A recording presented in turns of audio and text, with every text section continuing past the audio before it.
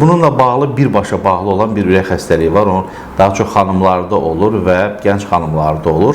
Broken heart sindromu, buna Yaponiyada Takotsubo kardiomiyopatiya deyirlər. Orijinal adı budur. Türk dilində kırık kalp sindromu, biraz daha insanlar anlasınlar deyə.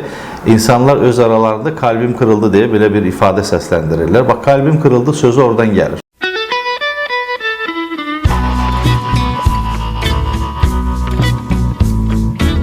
Ürək xəstəliyi depressiyanı da artırır. Təcrübədə ürək xəstəliyindən müalicə olunduqdan sonra onun əhvalı da düzəlir, depressiyası da aradan qaldırılır. Bunu necə izah edirsiniz? Depressiyalardan danışdıqda, depressiya bir anda başlamaz. Depressiya öncəsi buna səbəb olan faktorlar var. Bu, psixoemosional həssaslı insanlarda xüsusilə bariz bir şəkildə özünü təqdim edirlər bu əlamətlər.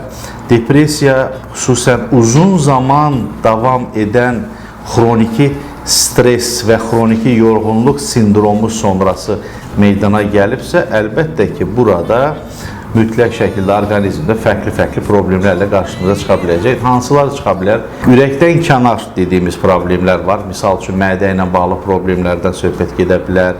Bu, daha çox qidalanmadakı bəzi insanlar depressiya düşdüyü zaman daha çox qidalanmağa başlayırlar ki, artıq çəki, bu insanlarda xüsusən insulin dirənci varsa və ya şəkərli diabeti varsa, bu daha yüksək səviyyə gəlib çıxacaqdır. Və xroniki yorğunluq sindromundan depressiv insanlarda miokard infarktının keçirilməsi uzun zaman davam edərsə, major risk faktoru olmasa da, zənn edirəm, düşünürəm ki, minor risk faktorları içərisində və daha çox insanları əhatə etdiyi üçün gələcəkdə, misal üçün, major risk faktorlarını tətikləyə bilən bir səbəb kimi görə bilərik biz bunu ki, birincili deyil, ikincili olaraq ürək problemləri ilə qarşılaşa bilərik. Bununla bağlı birbaşa bağlı olan bir ürək xəstəliyi var. O daha çox xanımlarda olur və gənc xanımlarda olur. Broken heart sindromu, buna Yaponiyada Takotsubo kardiomiyopatiya deyirlər. Orijinal adı budur. Türk dilində kırık kalp sindromu, biraz daha insanlar anlasınlar deyə. İnsanlar öz aralarında kalbim kırıldı deyə belə bir ifadə səsləndirirlər. Bax, kalbim kırıldı sözü oradan gəlir. Yəni, kırık kalp sindromu nə deməkdir?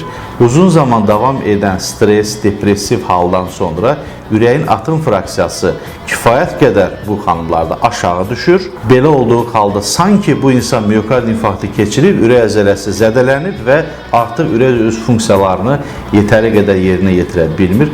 Əlbəttə, mütəxəssis yalnız bunu ayırt edə bilər ki, burada kırık kalp sindromundan, yəni broken heart sindromundan söhbət gedir, yoxsa miokard infarktı sonrası və ya kardiomiyopatiyanın hansı növünə söhbət gedir. Belə hallarda hər hansı dərman preparatı təyin edilməməlidir. Çünki 2 həftə maksimum çəkə bilir. Ondan sonra artıq normal ürək funksiyaları öz-özünə əlbəttə ki, formalaşır. Belə bir sindrom var. Bu sindromun birbaşa bu depressiya ilə əlaqəli olduğunu vurğulamaq istədim. And waits for after dark, after